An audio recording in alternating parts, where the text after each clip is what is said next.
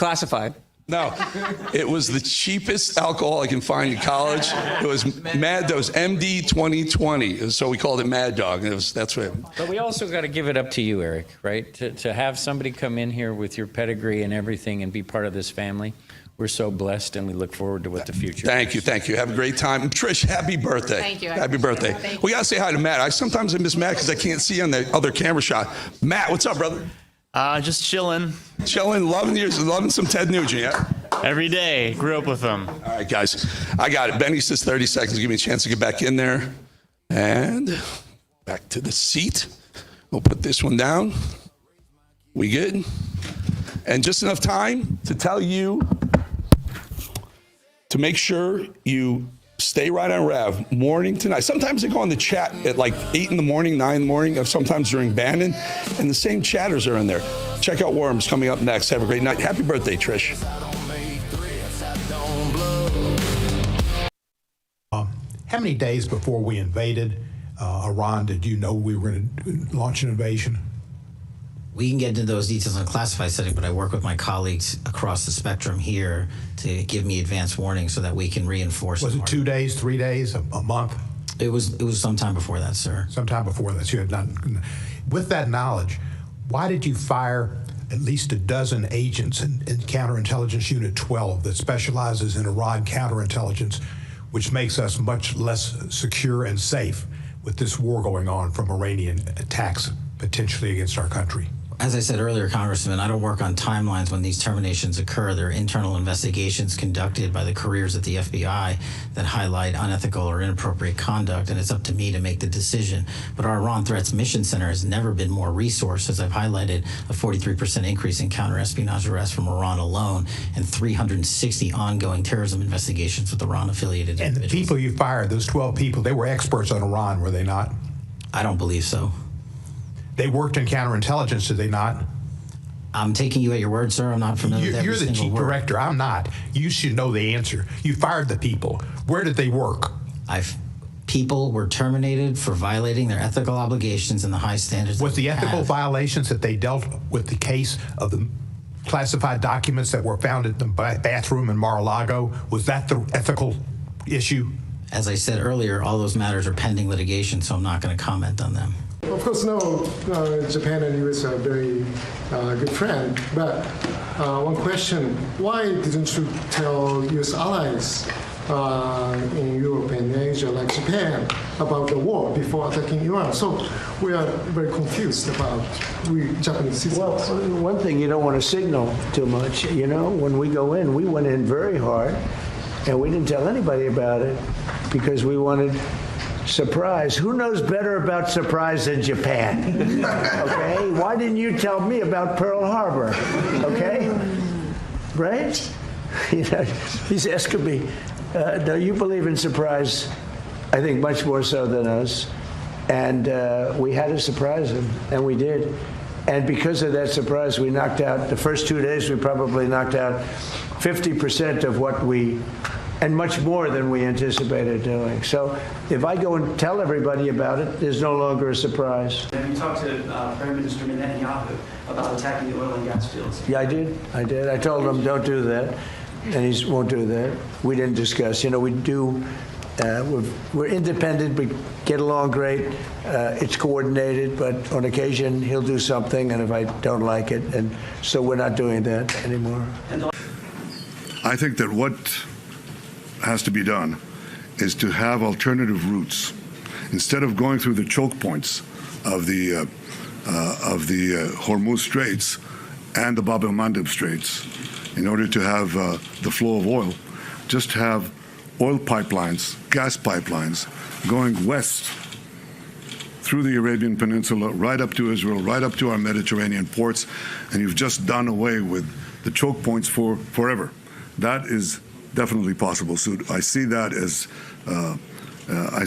a real change that will follow this war. But I also see this war ending a lot faster than people think. And the fact that we're working together, America is not fighting for Israel. America is fighting with Israel. I can tell you that we're working to create the conditions for it to collapse. but it may survive. It may not. If it survives, it'll be a lot weaker. There's no comparison. It'll be at its weakest point, shorn of industries that it built over decades, death industries, shorn of many other capabilities that they have, and equipped with the experience, with the knowledge that if they try it again, they'll be hit again even harder. The IC briefed the president on who would succeed the supreme leader if he was killed and the likelihood that a replacement would be a hardliner. Was the president, say it again, was the president... Did the IC brief the president on who would succeed the supreme leader if he was killed and the likelihood that a replacement would be a hardliner or could be a hardliner? So to be clear, the president's objectives with respect to Operation Epic Fury did not include regime change. That may be different from what Israel's objectives were, but yes, the president was briefed in the event that Supreme Leader... That's great. Thank you so much. I'm sorry to cut you off. I just have 20 seconds. Fact number one, Israel acted alone against the Sharia gas compound. Fact number two, President Trump asked us to hold off on future attacks, and we're holding out. Prime Minister, given the escalation of attacks on U.S. allies across the Gulf, given the spiraling energy costs, the high costs in general, the U.S. service personnel killed in this war, many Americans are asking that question, whether you misled their government into starting this war, and for how long should Americans keep paying the price? Well, I misled no one, and I didn't have to convince President Trump about the need to prevent Iran from developing its nuclear program, putting it underground, and being able to launch nuclear-tipped missiles at the United States. He understood that. He explained it to me. I didn't explain it to him. And I think that our partnership is the only way to avoid this catastrophic development. Whether you would or could continue the war without... Just one question, Jeremy. Thank you. Could you without the United States? Without the refueling capabilities, for example? We're going to close. Thank you so much. Thank you, Mr. Prime Minister. You exhausted Thank you, your everyone, questions. for your questions today. War. He said that they were weeks away. I just want to kind of get a sense were they weeks away of achieving a nuclear weapon? Yes or no?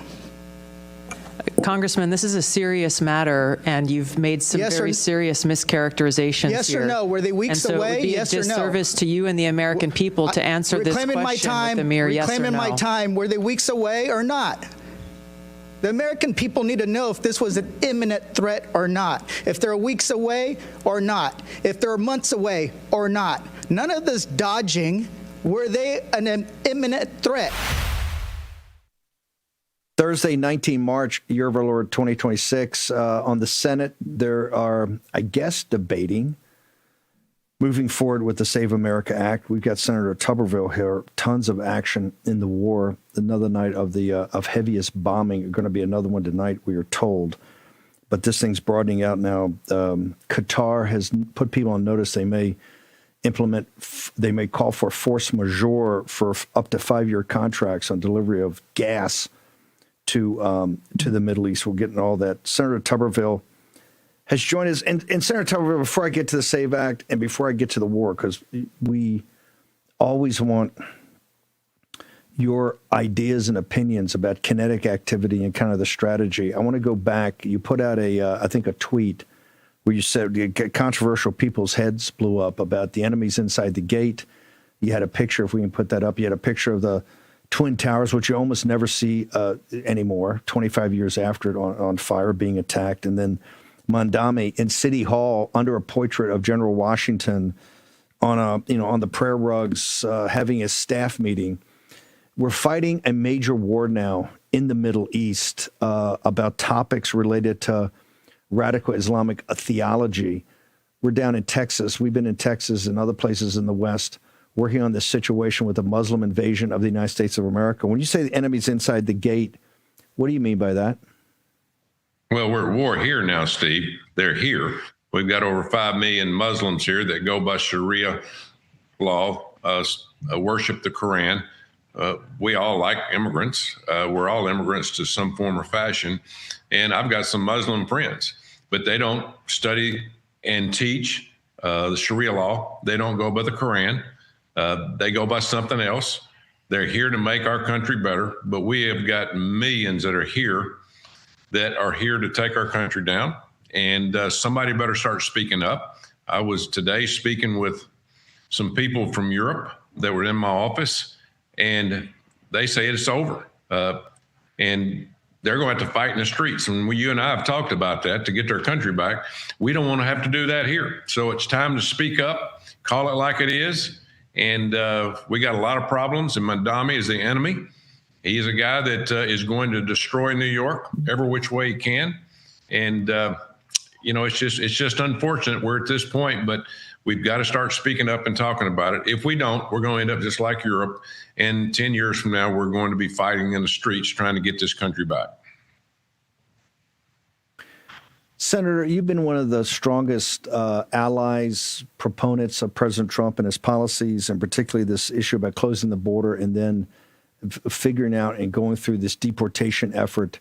The principal topic, besides closing the border, President Trump won in 2024. Mark Wayne Mullins was before the Senate yesterday on DHS and said, hey, his policy is going to be judicial warrants and to go into any business or any home where they're not actually in the full pursuit of a bad guy, a bad hombre.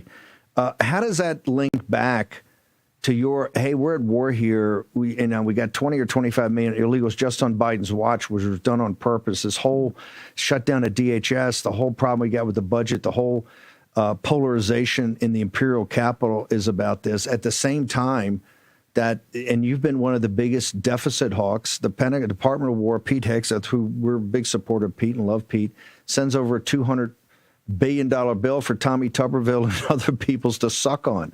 Is somehow this thing like not focused on what we should be focused on? Well, Steve, there's so many things out there that makes everybody's head spin up here. I mean, we're talking about, we've got these goofballs on the Democrat side that they can't do simple things like fund the government. They can't fund DHS or FEMA or the Coast Guard. It's just absolutely amazing. We should get all these block and tackling things out of the way, the fundamentals, and really work on the problems in this country, which is enemy within inside the gate, the wars we're having in Iran, the terrorism, the things that are going on there. But it's hard to do that up here. And now, I was with the president all day yesterday. I went to Delaware. We had a kid that was in that crash of the 135 over in Iraq. And so they brought the bodies home yesterday. I went with him and we talked a lot, but Pete Hegseth was there. General Kane, first time I'd really been able to sit down other than classified and just talk to them. And, they feel good about everything going on. I'm just glad that people like the Secretary of War and General Kane can get away from this nonsense that the Democrats are putting us through and focus on their job. And that's been awesome. I think that they're actually can focus on whether it's Venezuela, Cuba, or Iran, and they're doing a great job. And they just listen to their plan. They have a hell of a plan.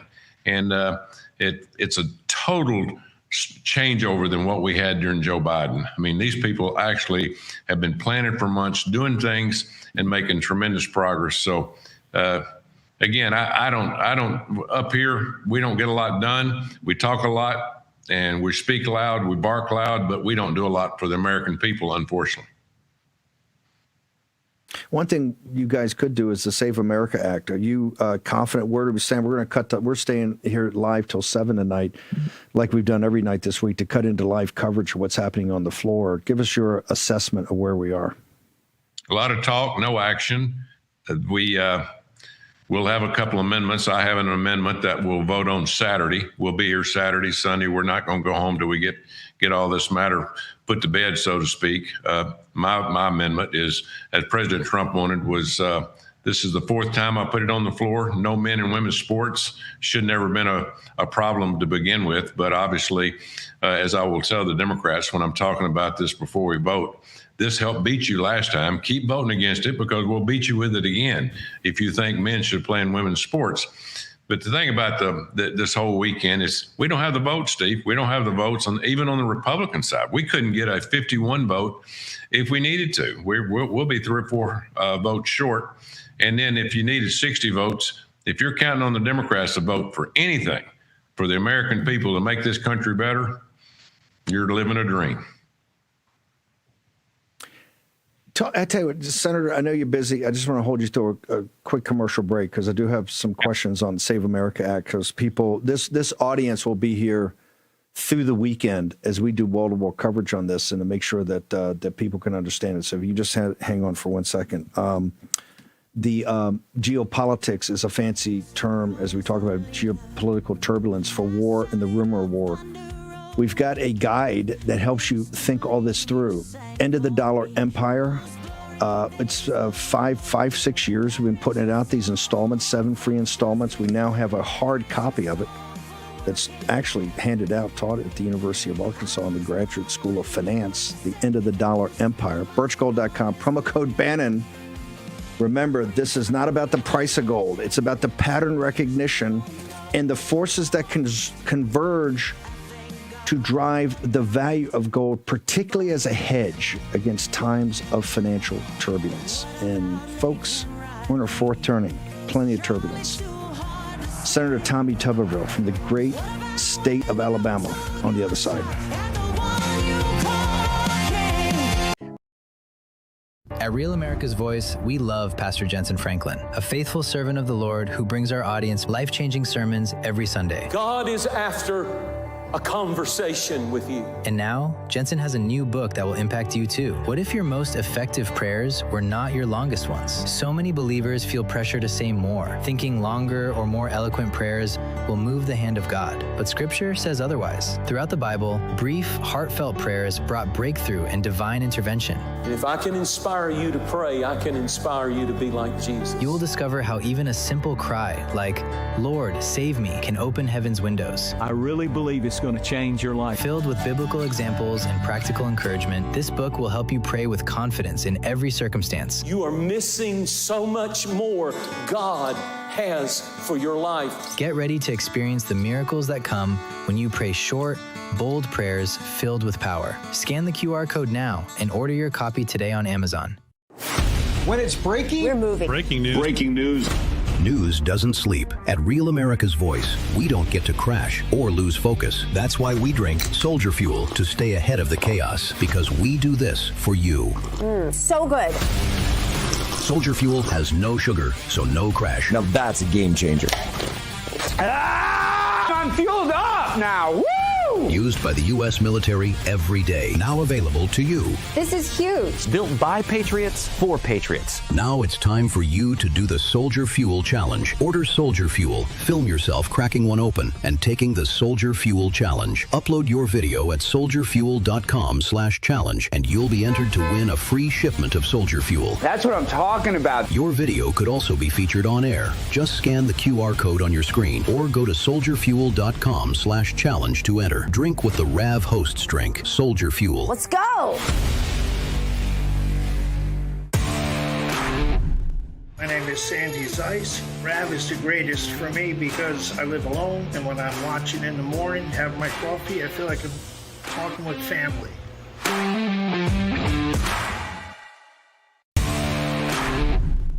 I'm Andy M., and I love Real America's Voice, where my voice counts and your voice counts. That is America's Voice.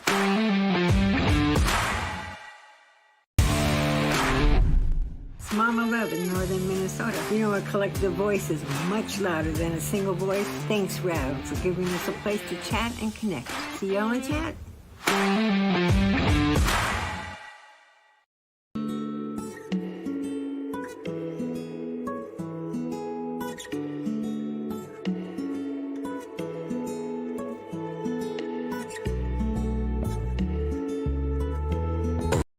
Here's your host, Stephen K. Bannon. Okay, welcome back. We're going to be on the Senate floor, maybe for some of this hour, definitely for the 6 o'clock hour as this debate goes on the Save America Act. Senator Tuberville, you said on Saturday you're going to get a chance to put your amendment up that President Trump once added to this about men and women's sports. And then you said Sunday again, we're going to be covering it just to give our audience head up. We now do a Sunday show, so we'll be covering all this. Is this when we finally flip to seize the floor and go to some sort of talking filibuster? I mean, you kind of shocked the audience by saying hey, guys, pay attention. We don't have 51 votes. If the Democrats turned to us right now and said, okay, no filibuster, go and vote, you're saying we don't have 51 right now on the Republican side to carry this, sir? Yeah, if we had a straight vote today and the Democrats said, see if you can get a simple majority, we'll let you try that. We don't have the votes. We got 4 or 5 people that's not going to vote for it. And they don't believe in federalizing elections. And as I say, this is a different world. I mean, we got 15 states in this country that they're absolutely going to allow illegals to vote. And there's no way an American Republican can ever win in that state again. I don't care if it's a school board meeting or the President of the United States, you can't win. And so we cannot allow non-citizens to vote. And people in Alabama, Steve, the biggest thing to me, they come to me and say, Coach, is my vote going to be canceled by an illegal? Is that what's going to happen? Are y'all not going to change something? And a lot of my colleagues, you know, they can't understand it. They want to stay with tradition, and it's going to get us. Do you believe as we work through this on late on Sunday afternoon or Monday that you think this just kind of works itself out? And I mean, it just peters out, it fizzles out, and there'll be no forcing, what they call seize the floor, to try to force a standing filibuster? Well, I'd like to try it. Yeah, I'd like to try anything. Mike Lee has been adamant and said, let's take the floor, let's make them stay here, let's make them debate, you know, day in and day out. And if that's what it takes, I think that would be our only chance to where we could just wear them down. Now, again, we've got to start with our Republican colleagues the same way. We've got to get some of them on our side before we even can start, you know, with any Democrats at all. And of course, Chuck Schumer's gotten them all, you know, standing in line and saying that you're not going to get any campaign money if you vote for this. I mean, it's a scheme that the Democrats have going. It's just unfortunate.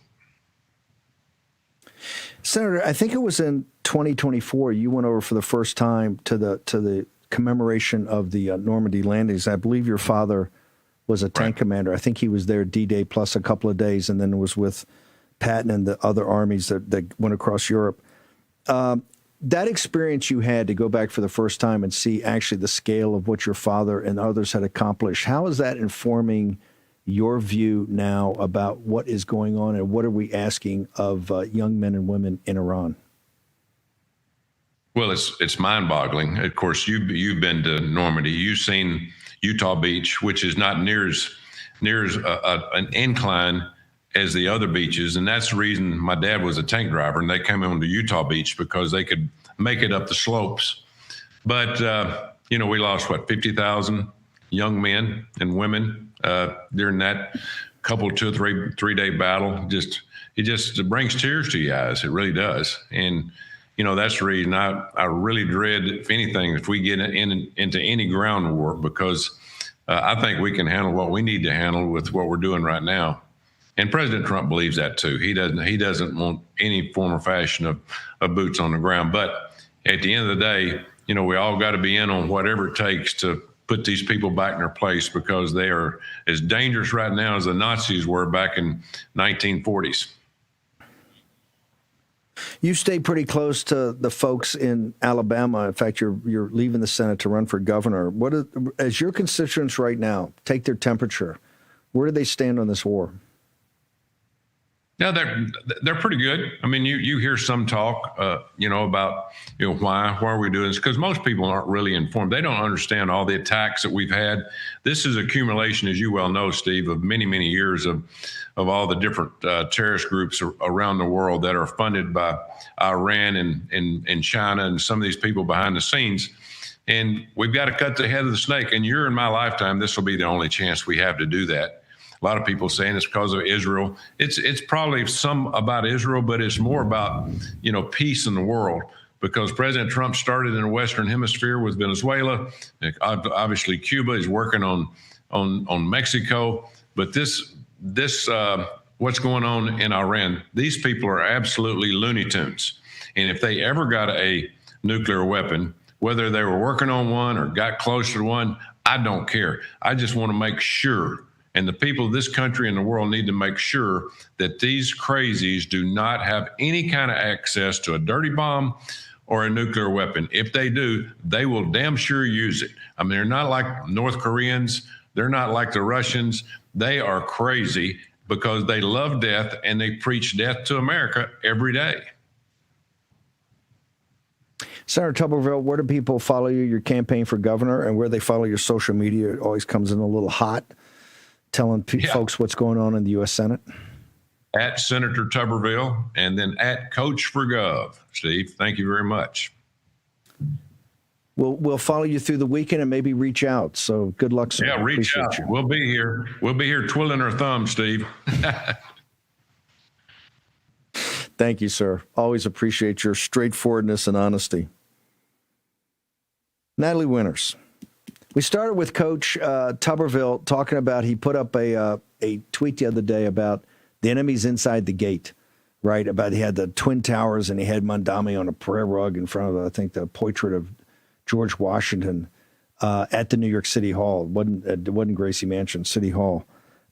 You've had some people coming after you pretty hard recently about some of the positions, some of the analysis, because you're not a pundit, some of the analysis you've been doing on exactly the situation in the United States of America with illegal aliens and legal immigration, ma'am. Am I correct in that assumption?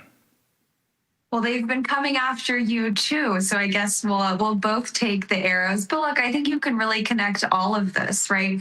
Whether it's this idea that we have to combat Islamophobia, that seems to be the new woke obsession by just pointing out, I don't know, the simple fact that Islam is not a religion of peace, and even if it were, it's antithetical to Western values.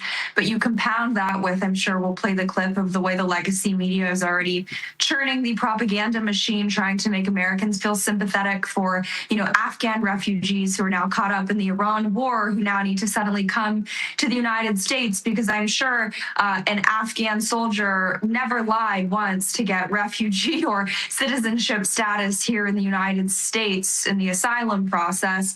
And then you link it, I think, to what's going on in Iran, the lively discussions that the MAGA movement is having about what it means to use American state power in battlefields abroad. And, I love Senator Tuberville, but I would respectfully say that I think it does matter, the calculus of why went into Iran, if it is somewhat, even just somewhat related to Israel's actions. I think that that's something that merits further discussion and a question into, not because I'm conspiratorially anti-Israel, but because America first means America first. And I think that that chain of command, that order of decision-making is something that merits more analysis. And frankly, I do care whether it's, Iran had a bomb or was really close to a bomb, or it was going to be a dirty bomb. Now all of a sudden it's not a nuclear bomb. I think there's a lot of questions that people are allowed to ask, and it's kind of an interesting pushback when you just want more clarity. But I think the H-1B visa issue, which is what we'll also play a clip on, a rather funny segment from a pretty awful comedian trying to suggest that MAGA should support H-1B visas, and attacking this show as leading the kind of fight to say that actually H-1Bs, it's really not even immigration policy, it's shareholder policy to help boost the bottom line of companies that hate this country, unless I guess they can get, quadruple the contracts from the Pentagon in light of a new war. But all of this stuff flows together, and obviously our audience stays frosty, they see through it. But there's a lot of, I think, propaganda right now between the Islam stuff, the refugee, appeal to all of the emotions. Obviously, this audience isn't going to fall for it. But very valid questions, I think, about America's role in the world. And I will say, interesting polling coming out today about how more allies want to rely on China than the United States. I want to play. I'm gonna wait till after the break to play all of them. I was going to play one of them here, but I want to hold for it. You warned very early in this. When I say very early, and I think we're coming up on the third week of it, that you can't discount the refugee replacement and how this could be a total fiasco.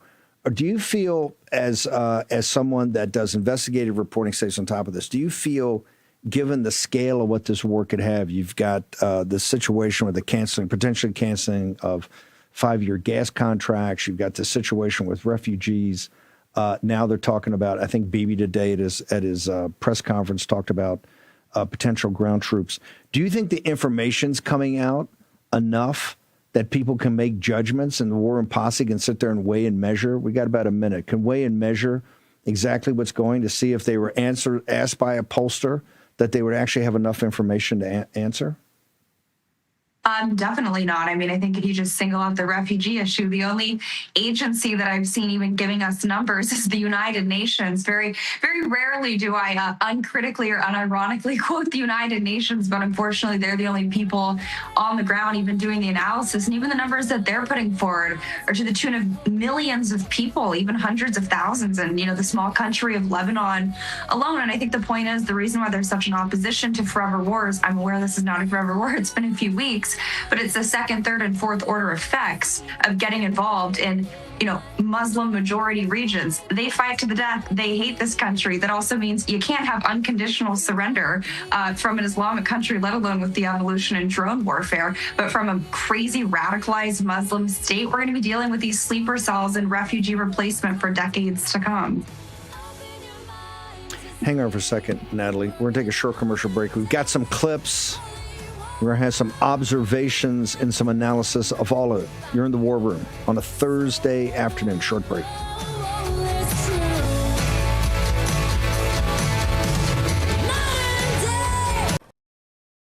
Hey folks, it's your friend John Rich. I co-founded Old Glory Bank because we heard too many stories about people getting canceled by their bank because they didn't agree with their politics. The government wanted to know where you shopped. If you bought a Bible or you shopped at a sporting goods store, you're probably on a list. We created Old Glory Bank because America needed a bank that would protect their privacy and security. Exercising your constitutional rights is not a criminal activity, and neither is loving your country. At Old Glory Bank, we stand with you. I'm a J6er. I spent 1,143 days in prison. About a year in prison. We were prosecuted, persecuted. J6ers have been treated like terrorists. And we need your help. Stand in the Gap was founded to stand in the gap for J6ers working to rebuild their lives after being incarcerated. For just $10 or more, you can help these patriots get back on their feet again. Every dollar you give is being matched up to $50,000. Go now to j6support.com and donate today. Hi, my name is Tracy L. from Arizona. I don't stink around in the kitchen when it comes to the news. I watch Real America's Voice, which always serves accurate and reliable updates that are on point with their amazing hosts. So don't find yourself in a pickle by tuning into the fake news. Stick with Real America's Voice.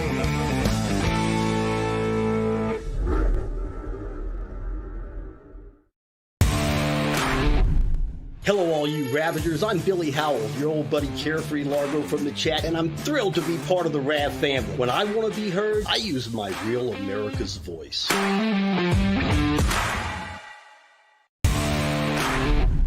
Hello, this is Hockey Nut from Weyerhaeuser, Wisconsin. Just saying, tune in to Real America's Voice for the truth.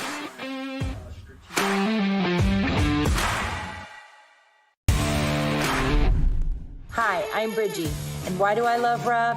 Well, even out here in the cornfields of Iowa, I still need news I can depend on. That is Real America's Voice.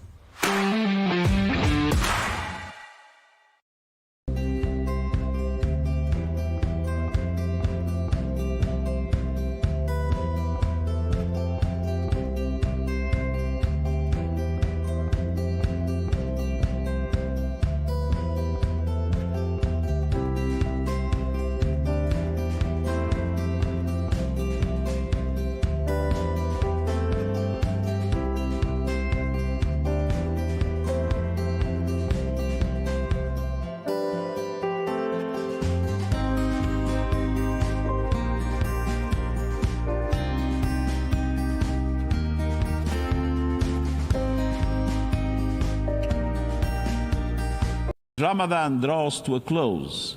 Muslims around the world reaffirm values that also form the foundation of the UN Charter.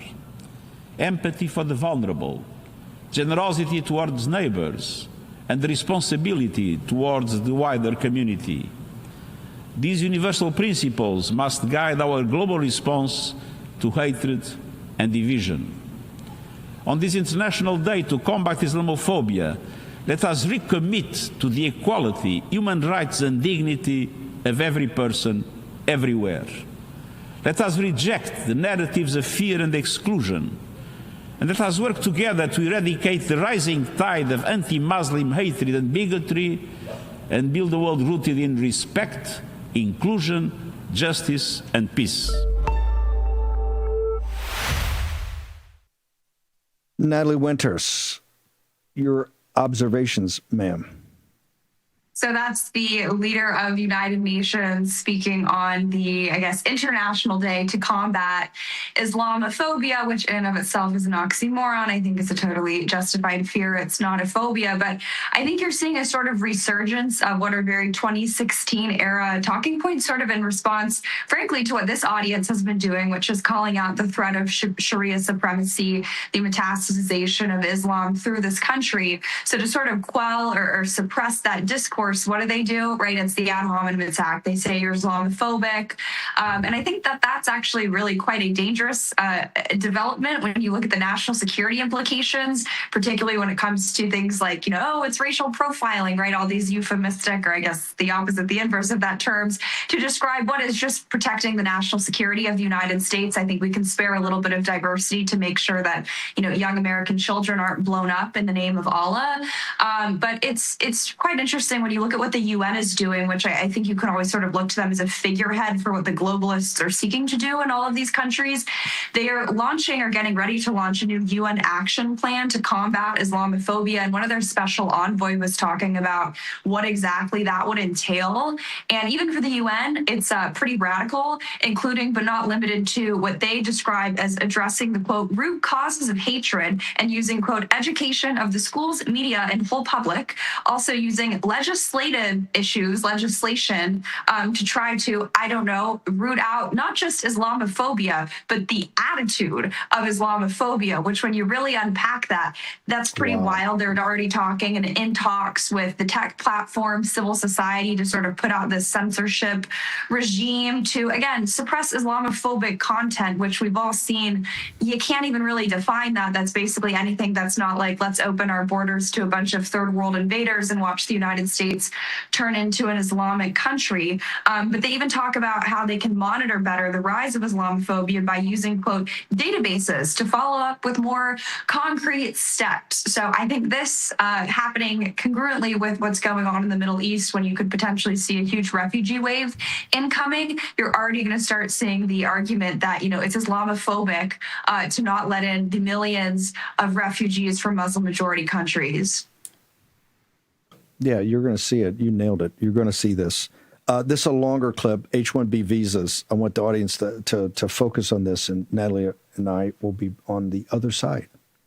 Now, the Republican battle over H-1Bs has two sides. On one side is the corporate tech MAGA, the ones who all lined up at Trump's inauguration and funneled money into his slush fund. They argue that H-1B visas are critical to allow them to hire the kind of top-tier talent that they need to make sure America remains a world leader in innovation. They have a strong case. Nearly half of Fortune 500 companies were founded by immigrants or the children of immigrants. And a recent report found that over half of U.S. startups valued at $1 billion or more had at least one immigrant founder. Now, on the other side are the opponents to the H-1B, the nativist wing of MAGA. Now, when most people think of this group, they think of Steve Bannon, the guy who did for olive canvas jackets what Hillary Clinton did for the pantsuit. Bannon has been on one about H-1Bs for a long time. The H-1B visa program is a total and complete scam from its top to the bottom. The H-1Bs is a total and complete scam. This is all about paying one group a third of what you paid the other group with no benefits, and they're living 10 to a condo in Silicon Valley. Now, since Kirk's death, there has been no shortage of young, ambitious H-1B haters auditioning to take his place. But I want to focus on a few very promising young upstarts. First, we have Natalie Winters, the 24-year-old protege of Steve Bannon and the White House correspondent for his War Room podcast. Last year, Natalie got a splashy girl boss profile in the New York Times, Yas Queen, and she regularly says this stuff about Indian people. They're not the best and brightest. They're the worst, and they're the most attached to the culture that they're coming from, and they have nothing American about them. And frankly, they have a fake diploma from a fake Indian university where the person sitting next to them is probably a robocaller scamming you. Come on, Natalie. We have fake diplomas here in America, too. They're called poli-sci degrees, and we both have them. welcome to the grift. But if America is all about letting the best rise to the top, how do you justify shutting down legal immigration? I mean, that's anti-competitive. And that's when I started listening more closely to Natalie Winters.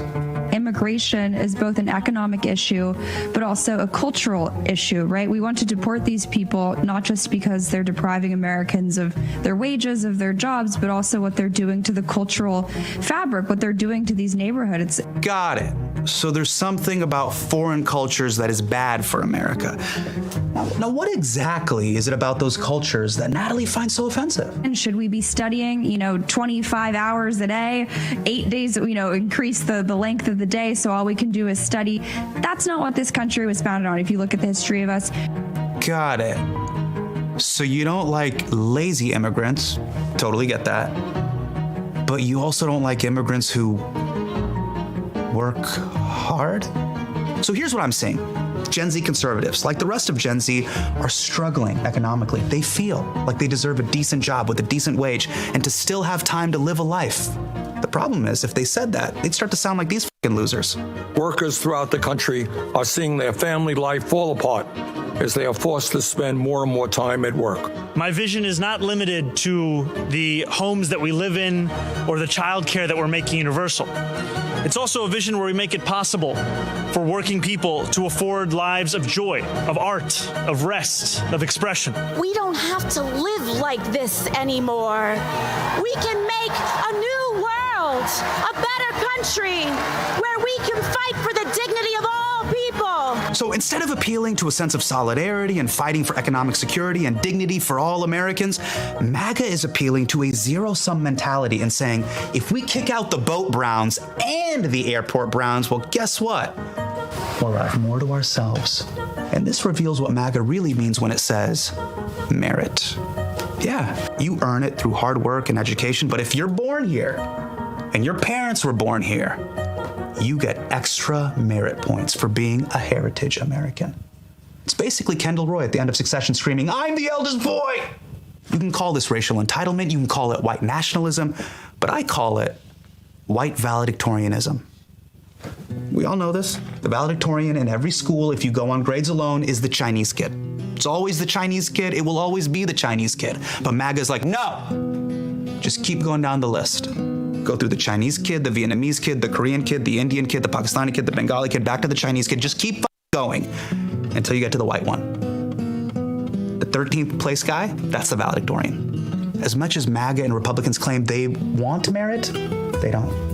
As much as they claim they just want to hire the best, most hardworking immigrants, they don't.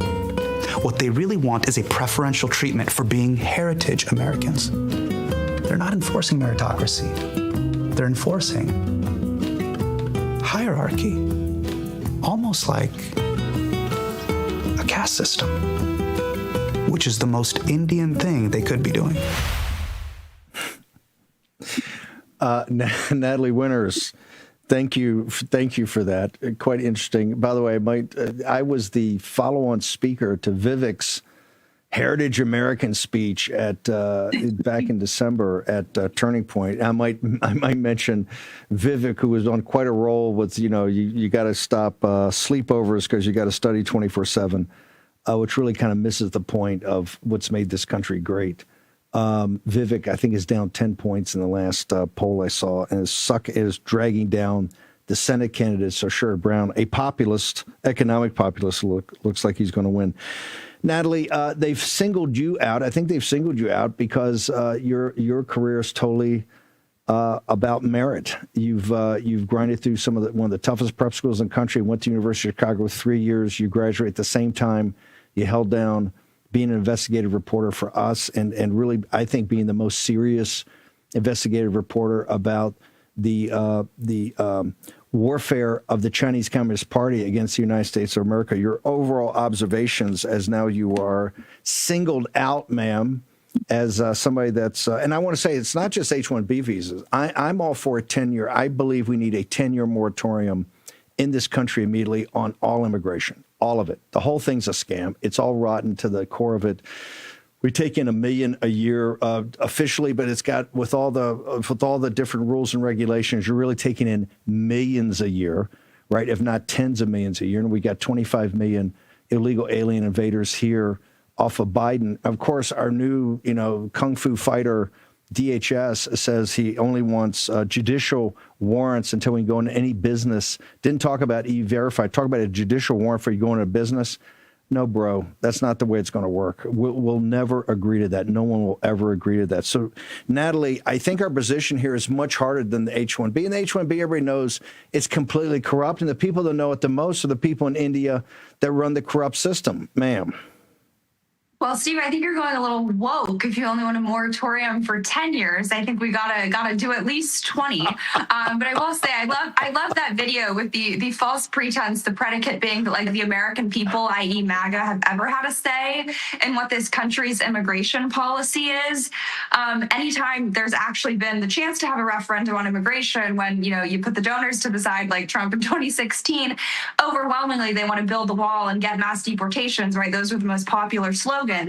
But this idea of merit is just so astronomically false. I always love sort of talking about the actual numbers because there's this idea, right, the best and the brightest, as he kept saying. Well, when you actually look at the numbers, and like they play this sort of shell game with the numbers so the American people don't understand how quickly they're being replaced. But about 87% of the H-1B people who are coming in, the data going back to around 2015, they're at the bottom 2 percentiles, the 17th percentile wage, and then the 34th percentile wage of people in this country. So you're not importing the best and the brightest when you're paying them the least salary that could possibly exist. And when you look at the levels that they're importing, so it's not just obviously corporations, scamming these people, paying them, basically slave labor wages, 52% were at level 1, 30% were at level 2, just 12% were at level 3, and just 6% were at the highest level, right? And that's the Government Accountability Office. So that's not, crazy right-wing data. And when you look at what the share of foreign versus native-born workers are in the IT sector now, over half of all STEM and IT jobs are going to people who are born outside of the country. And when you look at this, I mean, these corporations save on average, around $20,000 per employee when they're outsourcing. And you see these CEOs taking, $1.3 million in the case of, I believe, the company, some energy company, Northeast Utilities, after they're laying off 200 Americans.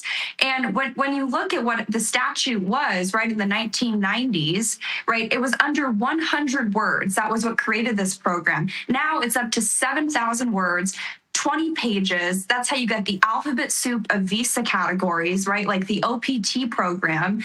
And when you look at the numbers, it's quite staggering. OPT, right, which is this kind of weird pseudo student to job pipeline, it was 24,000 in 2007. It's now 194,000 in 2024, with 48% of those people coming from India. And if you start really looking into the future, if you take the same relative rate of growth of foreign-born workers versus native-born workers, which is 3.2% annual growth in the share itself, using that compounding assumption, if you project that into the future, in only 30 years, 50% of the entire workforce will be foreigners. In 42 years, it'll be 70%. Obviously, these aren't hyper-realistic. Domestic, native-born Americans are always going to have jobs.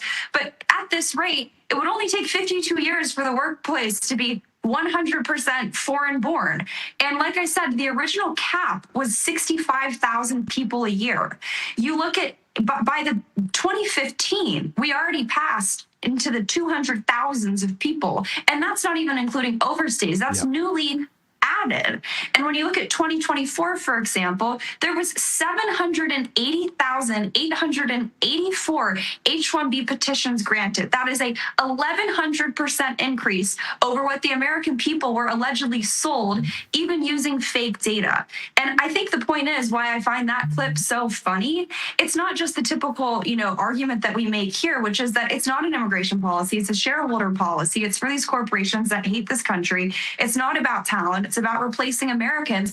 But to say that our opposition to H-1B visas, which demonstrably depress the wages of Americans, is rooted in white nationalism is patently absurd. America does not have a white nationalism problem. If anything, we have an Indian nationalism problem because upwards upwards of 70% of all H-1B visas are going to people from India. We have a Mexican nationalism problem when it comes to illegal immigration because they're all coming from Mexico.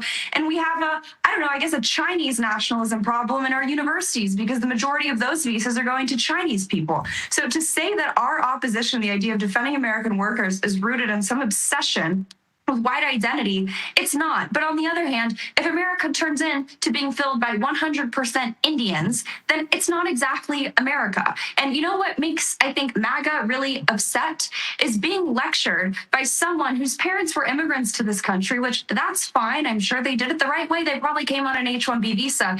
But I don't want to be told what being an American is by someone who has barely been an American for more than, a few decades. And it's that puts a bad taste in my mouth, being told that I'm not allowed to raise my voice and say, actually, we should make sure that our government isn't screwing over American workers by replacing them with people who, get diplomas and degrees from fake universities. It's all a scam. They're paid slave wages, and they're not the best and brightest. Okay, you can point me to one person who started a company.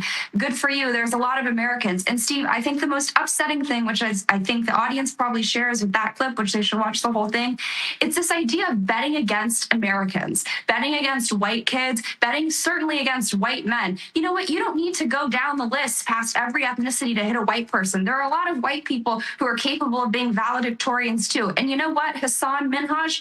Look at President Trump's victory in 2024. He made massive strides winning over the minority, whatever word you want to call it, vote with people who were drawn to economic nationalism. And I just find that interview, that segment, first of all, so reductive and so low IQ, but so weirdly racist by saying that I'm the racist for not being an Indian supremacist and saying that I think a visa program that's exploiting American workers and turning this country into a hollowed out shell of its culture is something that's wrong and that should not be continued, and that we should, put American workers first, American defined as people who, maybe have a little bit of heritage or legacy in this country and didn't just arrive 15 minutes ago. Like I said, 100% agree. And I am now with you. It's a 20-year moratorium. You convinced me it's a 20-year. I've been too weak. It's a 20-year moratorium. And, I had the pleasure of sitting there watching Vivek's just insane speech. And I'm thinking, this guy's running for governor of Ohio. I'm not so sure that's going to work out. Of course, he immediately got off of social media because he was getting ratioed. And now he's down 10, and we're going to lose a Senate seat because of him. Natalie Winters, we got to cut to the Senate floor. I think there's big news coming up on Save America. And, of course, you and I work every day to Save America here in the War Room. Natalie, where do they go for more of your content and maybe a couple of – you got Substack, but you also maybe have a couple of 3 rants out there too. Natalie G. Winters on Substack, nataliegwinters.substack.com. Always an honor to be in the War Room. Thank you for having me, Steve. Grace and I were just talking before your appearance here. I said, gosh, we miss Natalie having, when you were hosting the show when I was in prison. Some of those great rants. Don't go back to prison, please. We need you. No. Love you, ma'am. Thank you. I'm now a 20-year person because Natalie convinced me. 20-year moratorium on all the scam immigration policies. Natalie, thank you. Let's make sure you follow Natalie on social media. Let's go to the Senate floor. Mike Lee, Cleta Mitchell's with me. I think we got all big the breaking things that news. she said. Just about any of the things that she said, I'd be concerned too.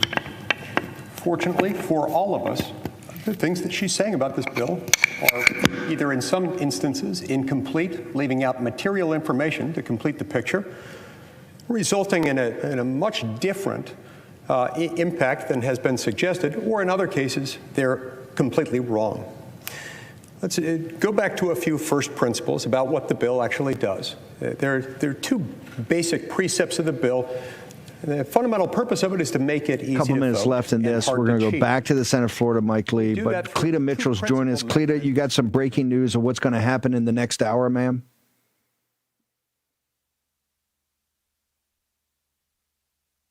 Is Cleta off? You got to take your mute off, Cleta. Sorry, can you hear me now? Sorry.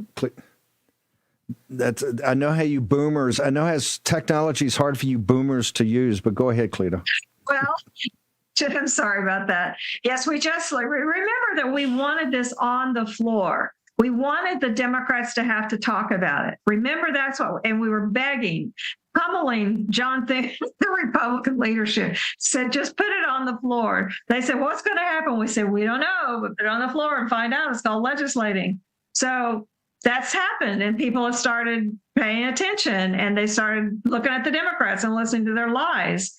And, you know, the Democrats have been lying about voter ID for 20 years. 20 years they've been lying about voter ID, and it has not moved the needle one bit in terms of public opinion. So yesterday, now remember, they started talking about this bill on Tuesday. So 48 hours into it, I guess yesterday was 24 hours into it, Schumer said, Democrats aren't opposed to voter ID. We're not opposed to voter ID. We're opposed to all these other things. So there's a process in the Senate. I'm learning all these little things about the Senate rules called hotlining a bill.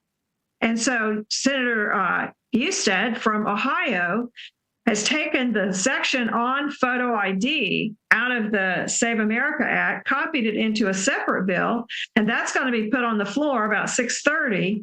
And he's going to ask for unanimous consent of the House, all the senators to just adopt this bill and send it to the House. So we'll see. We'll see what they do. Let's see how many Democrats have the wherewithal to stand up and vote against that. Hang on, because Schumer started talking yesterday because they knew what they were saying was not sticking, and this is one of the power of the Warren Posse and others to put out and be a force multiplier on this content. Schumer came out yesterday and said, "Oh, we don't have any problem with voter ID." You're saying they're doing a put up, or at 6:30 they're going to do a put up or shut up. They're actually going to do just a bill on voter ID. That's to right. See if it's an actual bill. It takes that section, copies it verbatim, puts it on the floor, and says, "Okay, you want unanimous consent for this? Great. Let's see what happens. Let's see what happens." Cleta, can you? It's legislating. You would hang on 1 second. We're going to hold you through the next hour. Cleta's going to be up at the top. I want to get to Mike Lindell before we shift over to the 6 p.m. edition of the War Room. We're going to cover this live on the Senate floor. Cleta Mitchell, breaking news here. They're going to do a put up or shut up bill on voter ID. Mike Lindell, you've been fighting this one for a long time, sir. People are interested in your opinions here, particularly since you're going to be the next governor of Minnesota. However, in the 2 minutes we got left, they want to know what deals you got for the Warren Posse. Yeah, and I'm looking forward. You're right. I've been fighting this for 5 years now. But you know what, everybody? My pillow, we move in factories. They tried to put us out of business, but we're still standing, and we're doing this move. You guys have heard it for all week now. We have the products there, these big ticket items, the mattresses, 100% made in the USA, the mattress toppers. You guys get them so we don't have to move them twice. Get them now. Up to 80% off all these other products, the mattress toppers, as low as $99.98. Our 3-inch ones, we're going to give you a free set of pillows and pillowcase with it, so you get the best prices ever. And wait on it. Free shipping right to your front door. War Room exclusive. Promo code War Room. You guys go to mypillow.com/War Room, and you're going to see all of our sleepwear product. And there's about 1/4 of it left, you guys. So let's get it out of there before we only have a few days left before they're locking the doors on that factory on us. So we've got to get this sold so we don't have to move it. Get it in your hands for up to 80% off. There's our socks. We have made in the USA socks. Stuff you wouldn't even imagine. And still in that factory, use that promo code War Room, and you guys call 800-873-1062. You're going to get an English-speaking operator, one of my great employees, taking your call using that promo code War Room, and made in the USA. And you guys get the best prices ever for the best sleep of your life. Mike, thank you so much. We'll see you tomorrow morning. Appreciate you, as always. Most powerful promo code in the business. MyPillow.com, promo code War Room. Cleta's going to stick around. In the 6 o'clock hour, she's telling us with a scoop, 6:30, Mike Lee and the team, John Thune, are going to do a little jujitsu on Schumer. Stick around. We're live at 6. Back in a moment in the War Room. You know, you still need help from the boss. Hey folks, it's your friend John Rich. I co-founded Old Glory Bank because we heard too many stories about people getting canceled by their bank because they didn't agree with their politics. The government wanted to know where you shopped. If you bought a Bible or you shopped at a sporting goods store, you're probably on a list. We created Old Glory Bank because America needed a bank that would protect their privacy and security. Exercising your constitutional rights is not a criminal activity, and neither is loving your country. At Old Glory Bank, we stand with you. I'm a J6er. I spent 1,143 days in prison. About a year in prison. We were prosecuted, persecuted. J6ers have been treated like terrorists. And we need your help. Stand in the Gap was founded to stand in the gap for J6ers working to rebuild their lives after being incarcerated. For just $10 or more, you can help these patriots get back on their feet again. Every dollar you give is being matched up to $50,000. Go now to j6support.com and donate. America's Voice, we love Pastor Jensen Franklin, a faithful servant of the Lord who brings our audience life-changing sermons every Sunday. God is after a conversation with you. And now, Jensen has a new book that will impact you too. What if your most effective prayers were not your longest ones? So many believers feel pressure to say more, thinking longer or more eloquent prayers will move the hand of God. But Scripture says otherwise. Throughout the Bible, brief, heartfelt prayers brought breakthrough and divine intervention. And if I can inspire you to pray, I can inspire you to be like Jesus. You will discover how even a simple cry like, "Lord, save me," can open heaven's windows. I really believe it's going to change your life. Filled with biblical examples and practical encouragement, this book will help you pray with confidence in every circumstance. You are missing so much more. God